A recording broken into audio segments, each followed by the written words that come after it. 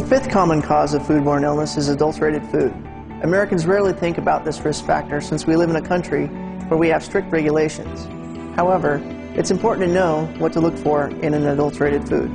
First of all, though you may love your grandma's jellies and meatloaf, you can't use home canned or prepared food in a restaurant setting. Meat must be USDA inspected, including game meat. Milk must be grade A. Eggs must be from a regulated source. All food that is served or sold to the public must come from a source regulated by an agency, like the FDA, USDA, or the local health department. Here are some examples of foods that would not meet the standards required to be served to the public. If there is a dent or crease on any seam, the can should be rejected. If a regular can opener cannot open the can, then it should be rejected. If the can cannot stand upright, or if it's bulging, then the can should be rejected. Finally, if there's any cut on the end seam, reject the can as well. At receiving, the person in charge should look at the labels for proper hot and cold holding temperatures and expiration dates, but also keep an eye out for spoilage and insect or rodent infestation. It's so important for the person in charge to be available when deliveries come through the door to ensure the food order is safe and of exceptional quality. You are the customer, and you should get what you order.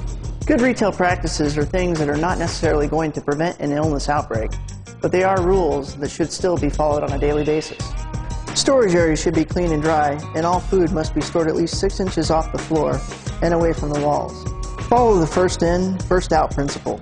Use foods with the most recent expiration date last. Date mark potentially hazardous foods properly. These are foods that are prepared on-site or have been opened. These foods must contain the date it was prepared or opened and/or the day it will be discarded. Potentially hazardous foods cannot be stored more than 7 days.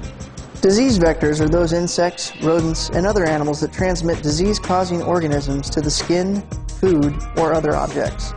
It's very important to control these pests before they become a problem. The best way to do this is to clean and sanitize regularly, deny them food, and deny them access.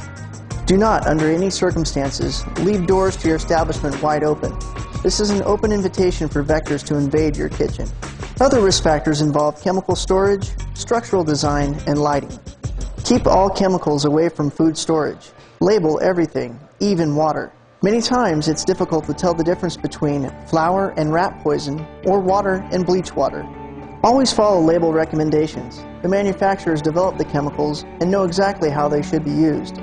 Please do not take it upon yourself to mix up your own concoction. Structurally, everything in the establishment should be built using easy-to-clean, non-porous surfaces. There should be adequate lighting throughout the food preparation and storage areas. Okay, it's time to review the things we've learned.